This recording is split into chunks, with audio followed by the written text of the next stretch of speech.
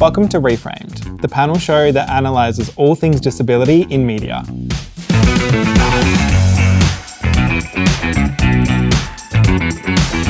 My name's Jason Climo and I am one of your co-hosts. I'm a young queer person with disability who has dabbled in some acting and modelling, and I'm also a business owner.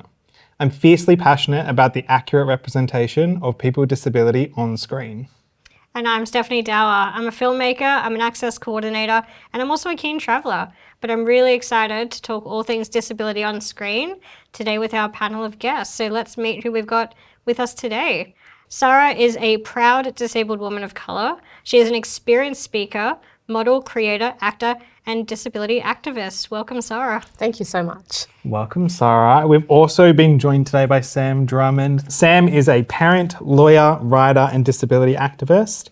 He specialises in discrimination and human rights law, and recently released his memoir, Broke. When Sam is not parenting, writing, or working, he can be found swimming laps of Melbourne's outdoor pools, tending to his native garden, or discovering parts of the world he didn't get to experience as a kid. We're both so excited to welcome you on, and we can't wait to get stuck into analysing some disability on screen. All right, now it's time for our first segment, Get Your Head in the Frame. So what we'll do is I'll be reading out 3 questions, all multiple choice. And if you want to buzz in, just raise your hand and say your name, and first one to the post gets to answer. The prize today is satisfaction. So, all right, first question, everyone. Currently, what percentage of free-to-air commercial TV stations must run local Australian content between 6 a.m. and midnight? A, 60%, B, 55%, or C, 20%? I'll go B, Sara, 55%. you are correct. Oh, well done. See, Sara in for the win. I love that. Just getting sassy. Okay, question number 2. What genre of TV in the UK has the biggest representation of disabled people in media? A, children's TV, B, comedy, C, current affairs? Jason. Buzz. Oh, God. Oh, I think No, Jason Jason. just got it. Is it children's TV? Yes, it is, thankfully. Always. And as part of that, Australia's own Karuna Stammel from Play School. Oh, I wonder. To check out the research But I desk. know she went on to it for some other In the UK, yeah, more I don't adult know. content as well. Yeah, Not yeah. adult content. I'm not judging. Well, It's then. fine, it's fine. Someone's got to go on to other things. Yeah. It's all good. Representation needs to be everywhere. Bit of a That's tone right, shift from exactly, kids' yes, TV, yeah.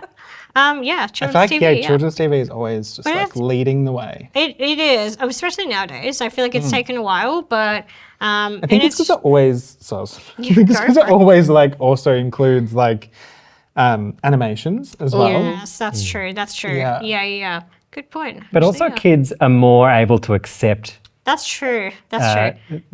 outside Yes, what you'd usually see. ideas, They haven't yeah. been inundated with Yeah. 50 years yeah. of the same Yeah. straight Adults are a white bit content. set in our ways. Yes, yeah. Okay, last question.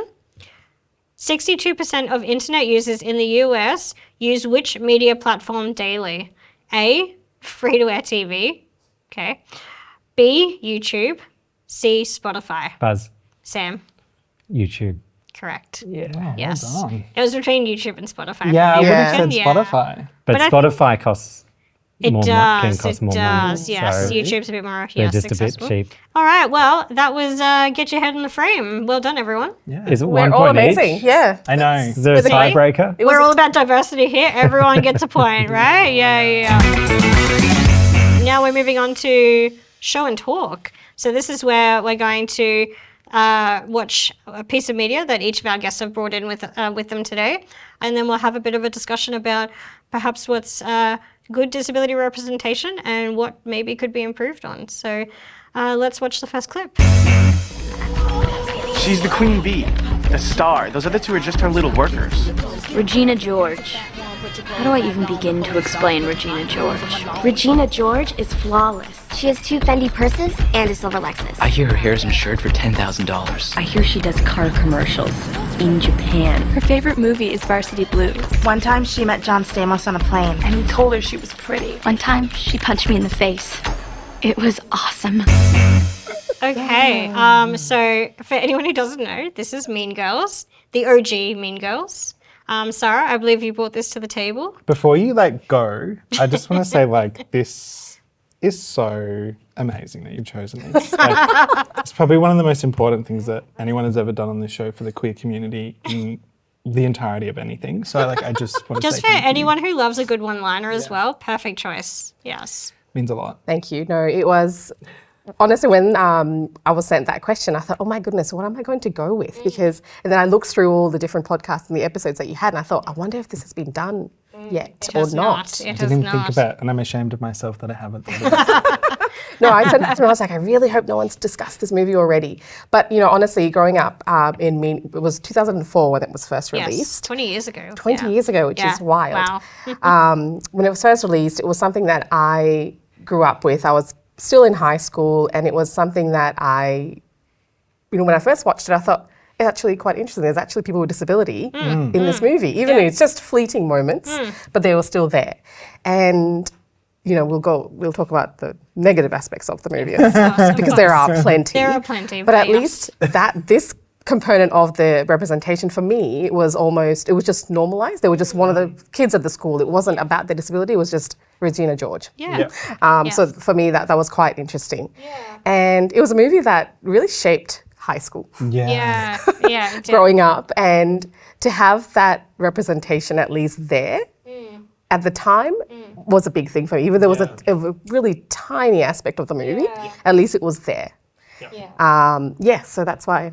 And also I just love the movie. When you say it shaped high school, I was in high school at the time as well. Yes. But isn't it just a reflection of what high school is? Oh, absolutely. Yeah. And all the bad parts of it as well. And I guess a part of that is a bit sad because for me, at least, there was representation of disability in it because everything else, there was all the other movies at the time. And even interestingly enough, there's been a 2024 remake of Mean Girls, which is really quite inclusive with all the other things, but not disability. So disability is just completely glossed over. Absolutely bizarre that the new one has just erased disability Completely. completely. And again, as you were saying, as much as it's not necessarily perfect representation Absolutely not. back in 2004, but at least it was there. At least they were seen in the fabric of the school community, you know? So, Do you want to give a bit of context about the character that we're talking about? I mean, is there much context? There honestly the is minimal context that is available. there's basically two characters. Yeah. One is in a wheelchair, and one person is of short stature. And I think that's one scene, the one that we just watched. Yeah. And then the next scene, I believe, is a trust fall scene. And I can't remember the line, but basically they're having a trust fall scene where they're bonding with the other students. Is the wheelchair user the one that says, you're not fat? Oh, you're not. I don't hate you because you're fat. You're fat because I hate you. Yes. She's the one that says that, and then she trust falls backwards And in it a just wheelchair. crashes. Yeah, it just crashes. Yeah, of course. So that's that's the only character building. So how the fuck did they get her up there?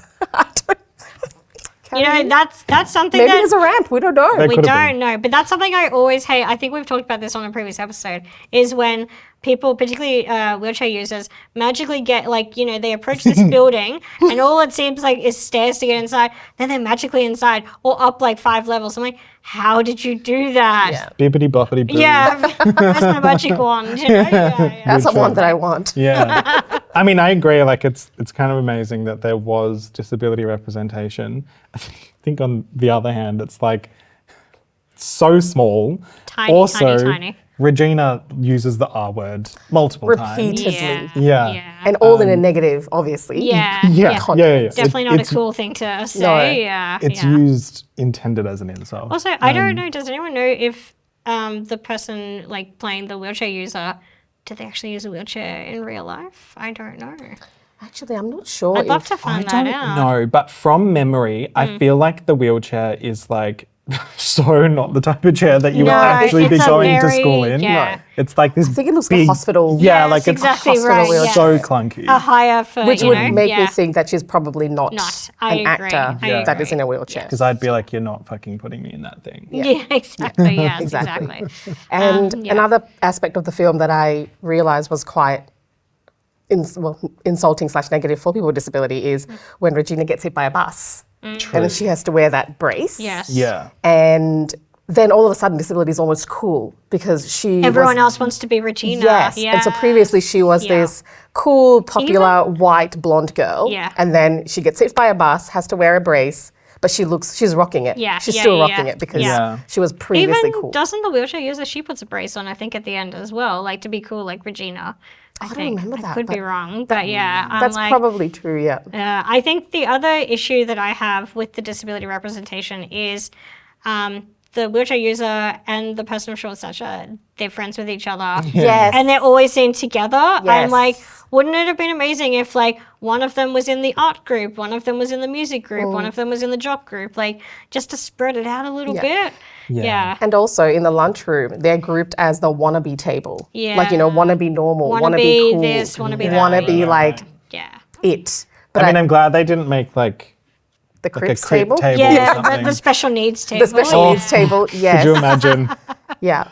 Oh my God. Yeah, not great, not great. Yeah. Anyway, I feel yeah. like Mean Girls is a very. I'll be a Mean Girls loyalist to the day I die, just because I'm like, and that's love the thing. movie. We can enjoy these things, but also, we know that not everything is going to be perfect with these Yeah. things.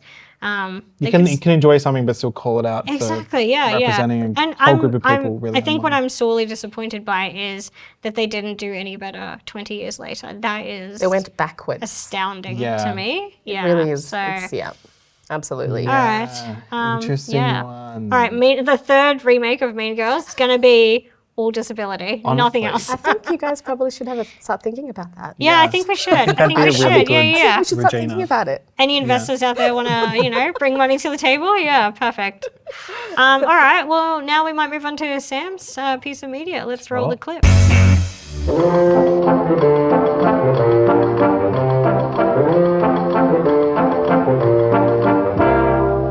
We represent the Lollipop Guild, the Lollipop Guild, the Lollipop Guild, and in the name of the Lollipop Guild, we wish to welcome you to Munchkin Land. Okay. The Wizard of Oz.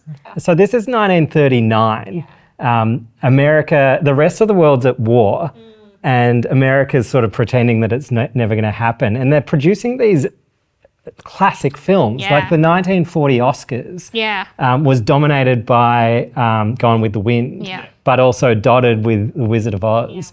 And it's very early filmmaking. It's a big moment where she steps out into Oz and there's colour. The colour, yeah. But it's also in the context of Nazi Germany as well. And there's 124 Munchkins, and many of them have fled from Europe because they were at risk of being killed because they weren't the perfect being. And it's not a lot, we don't often talk about disability in the Second World War in the context of genocide, but that's the context that the Munchkins came to be. Yeah, yeah. And so a lot of them couldn't even speak English and were dubbed over by Americans because they didn't want a German accent, or they wanted someone to speak English in the film.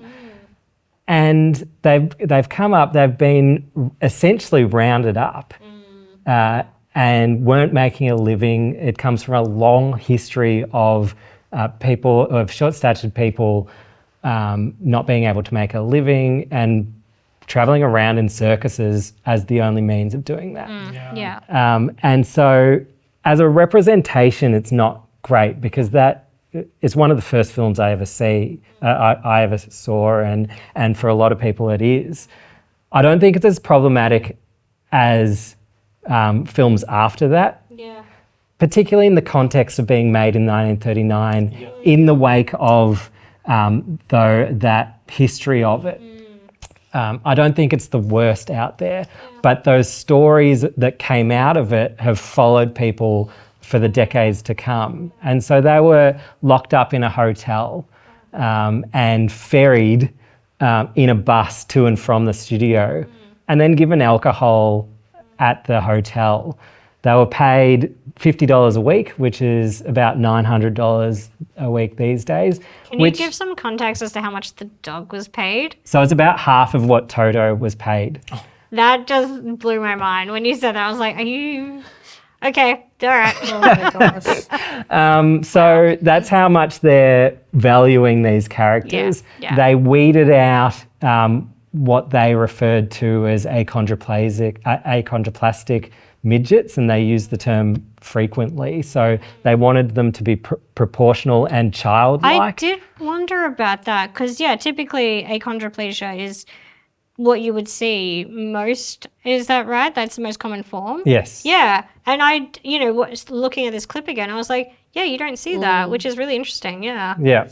And they, one thing that you might have noticed as well is they also weeded out the people of colour. So there was a dancer, an African-American dancer who was just out and out the best dancer of any of them. Yeah. And they pushed him away. And he ended up living a horrible life after that.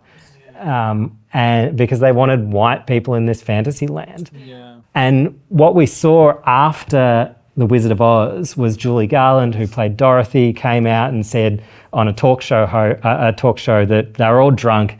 They had to be rounded up with butterfly nets at the end of the night. Judy Garland's not one to talk about that stuff. Exactly, but she's allowed to because she's able-bodied and she's human. Yeah. But suddenly this idea of these people who are locked up in a hotel with booze for months at a time, what are you going to do? And there are a few problematic ones, but of course there were going to be. There's always problematic people. Yeah, exactly. Yeah, there's always a few. And so once Judy Garland said that, then there've been story after story of making this myth of what the Munchkins got up to in 1938 during the filming. And one of them later said, it's 5 minutes of entertainment for you, but it's dynamite for the rest of our lives. Yeah, literally. And I think that's right of any portrayal that's problematic of any disability, but particularly dwarfism, is that it follows us down the street with calls of midget or it might be or like filming or whatever it might be. Mini-Me is a very good example Yeah. of that. It's like, it's very easy, light humour, poking fun for non-disabled people watching. Yeah. Or, possibly even myself watching. Like, I could easily take it that way. But for you, like, that would follow you. Yeah. I think the one little, not saving grace in terms of representation, but more behind the scenes, like, as you were saying, like, this was probably one of the first times that people of short stature got to see other people with short stature and actually have that environment around them and that community, which I think is probably the only saving grace to that entire story. And actually what's now the Little People of America organisation started from this film because people from all over the country and different countries from around the world got together and said, there are other people like me. Yeah. Let's organise. Yeah. And that's a really powerful thing. One good legacy out of And now it's time for Ads Askew, where we will be checking out a TV ad for the first time. It's a surprise for all of us on the panel and just be really giving you our live reactions to work out if this ad has gone askew in terms of disability representation or if it has nailed it. So let's roll the ad. Already I'm like, uh-oh. Oh, not feeling good about this. I am autism. I'm visible in your children, but if I can help it, I am invisible to you until it's too late. I know where you live, and guess what? I live there too. I hover around all of you. I know no color barrier, no religion, no morality, no currency. I speak your language fluently, and with every voice I take away, I acquire yet another language. I work very quickly. I work faster than pediatric AIDS, cancer, and diabetes combined. And if you are happily married, I will make sure that your marriage fails. Your money will fall into my hands, and I will bankrupt you for my own self-gain. I don't sleep, so I make sure you don't either. I will make it virtually impossible for your family to easily attend a temple, a birthday party, a public park, without a struggle, without embarrassment, without pain. You have no cure for me. Your scientists don't have the resources, and I relish their desperation. Your neighbors are happier to pretend that I don't exist, of course, until it's their child. I am autism. I have no interest in right or wrong. I derive great pleasure out of your loneliness. I will fight to take away your hope. I will plot to rob you of your children and your dreams. I will make sure that every day you wake up, you will cry, wondering who will take care of my child after I die. And the truth is, I am still winning, and you are scared. And you should be. I am autism. You ignored me. That was a mistake. And to autism I say, I am a father, A mother. A grandparent. brother. A sister. We will spend every waking hour trying to weaken you. We don't need sleep because we will not rest until you do. family can be much stronger than autism ever anticipated, and we will not be intimidated by you, nor will the love and strength of my community. I am a parent riding towards you, and you can push me off this horse time and time again, but I will get up, climb back on, and ride on with the message. Autism, you forget who we are. You forget who you are dealing with. You forget the spirit of mothers and daughters and fathers and sons. We are the United Kingdom. We are the United States. We are Argentina. We are the European Union. We are the United Nations. We are coming together in all climates. We call on all faiths. We search with technology And voodoo. prayer and Herbs, genetic studies. And a growing awareness you never anticipated. We have had challenges, but we are the best when overcoming them. we speak the only language that matters, love for our children. Our capacity to love is greater than your capacity to overwhelm. Autism is naive. You are alone. We are a community of warriors. We have a voice. You think because some of our children cannot speak, we cannot hear them? That is autism's weakness. You think that because my child lives behind a wall, I am afraid to knock it down with my bare hands? You have not properly been introduced to this community of parents and grandparents, of siblings and friends and school teachers, therapists, pediatricians and scientists. Autism, if you are not scared, you should be. When you came for my child, you forgot. You came for me. Autism. Are you listening?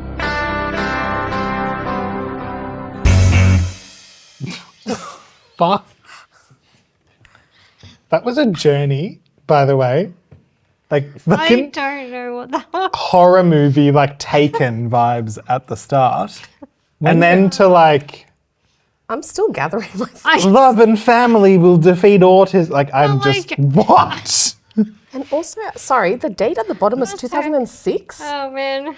Yeah, okay. That I was still like was laughing at the most inappropriate time because I was like, if I don't laugh, I think it's because just it's like so screaming. absurd. Like that it demonized autism.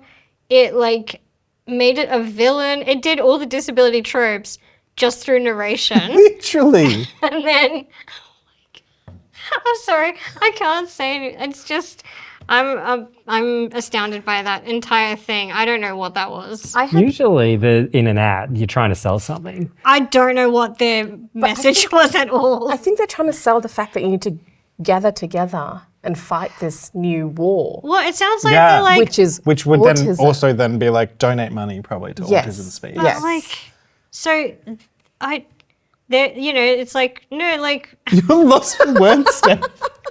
my favorite part was autism will destroy all. The marriage. I think the marriage. The marriage was The good. marriage was. They seem to have I'm based laughing. the start of the ad off the AIDS ad from the 80s. Yeah, that's what it dead. felt like Worse than actually. it was. Yeah, Didn't yeah. you say it's yeah. worse than childhood cancer and AIDS? Yeah. Yes, it's Didn't say that. Where'd you pull that fucking data don't from? know. Like, worse, how? I actually generally didn't know how to react. I'm like, and also it just wouldn't finish. It was going on forever. But who do I think's watching it? Like, I think they think autism is watching it. Yes, it's autism watching It was it. aimed We're at coming this for you, autism. autism. The sentient being. Okay. Well, I think we can no one. That's pretty in the- confidently say that's that in the one was bin. askew. That was the most askew thing I think I've seen across all episodes. That was There's no rescuing that ad. No. But No, they no. achieved their aim. Like We're they- talking about Well, it, it made or me like cry. to So simplify autism. Yeah, well, they've cured it. It's done. they've cured it. We're Yeah. done with that now. Yeah. We've taken away its voice. It's all good, guys. Don't worry. Autism is dead. Far out. That was bizarre. Wow. Okay. that was a lot. We're almost out of time after all that. But before we go, let's just do our speedy suggestions. So Sam, we might start with you. There's been a lot of talk about sport recently, Paralympics. Don't just let it be a flash in the pan. Keep supporting community disabled sport, starting with the Victorian Wheelchair Football League. Get on their Instagram, follow them, and it's great. Yeah. It's fun. Amazing. Awesome. And Sara? Well, it took me some time to find something that was a positive representation of disability that I thought. Yes. And it's an animated film, How to Train Your Dragon. Which it showed disability in a positive light, but also just as a part of life. Yeah. And it wasn't just the be all and end all of the characters. So again, trust like a kid's movie too. Yeah. Absolutely. Just, Children's TV is where it's at, Absolutely. Apparently, yeah. Yeah. I thought I'd take a bit more of a serious suggestion for all the employers out there. I think there's a lot of stigma around asking questions for people when you're hiring them, especially, or conducting interviews. I'm an employer. I would like to think I'm an inclusive employer. I do everything I possibly can think of and stay up with the standards. But honestly, the best thing that you could be doing when running interviews, when considering hiring people, is just ask them what they actually would need for the process to be accessible. So, and then obviously implement those accommodations. Don't just ask and do nothing, ask and implement. Yeah, for sure. And for my speedy suggestion, I'm going to do a little shameless plug here. A series that I worked on last year called Game Changers. You can find it on TikTok and Instagram, I believe. And we follow 13 young athletes at the top of their fields, and 3 of them are para-athletes who I got to work with. So the Paralympics have just been on. I feel like parasport is really in the zeitgeist at the moment. So check out Game Changers and other parasport related content. Or go see a local game. I saw wheelchair basketball recently, and it was cutthroat. It is terrifying to watch. Savage. It is savage. I remember the smell of the burning rubber. Whoa. Oh my God. Yeah, and even their chairs hit so hard sometimes, sparks will fly out. Wow. It is check it out. It's really fun and really impressive. So also people at home, when you ask someone like me, are you going to start playing wheelchair basketball and wheelchair rugby? Fucking no. And that's why. No. It's scary. It is too scary. And honestly, people with disability, we're not all elite athletes. No, athletes. very much not. We really are not. No, we can appreciate it. Yes, absolutely. Like any people can, but we are not all athletes. We are not all Paralympians. Exactly. Also, that's not the only thing that we could probably do that's meaningful with our lives. We can do other things sometimes, yes. Yeah. Before we jump off, where can people stay up to date, book you for jobs, whatever, follow you? Follow on Samuel G. Drummond at Instagram, and there's a podcast coming out on Powered Media Spaces. Yes. You can follow that as well. Amazing. And buy the book Broke. Yes, absolutely. Awesome. Follow me on Instagram on No Legs, No Worries. And I love that. And send me messages if you want more information. Yeah, great. All right, thank you. And if you'd like to see more of Reframed and discuss anything that we've talked about on the show, check out our social media channels and stay tuned for more episodes. Thank you. Bye.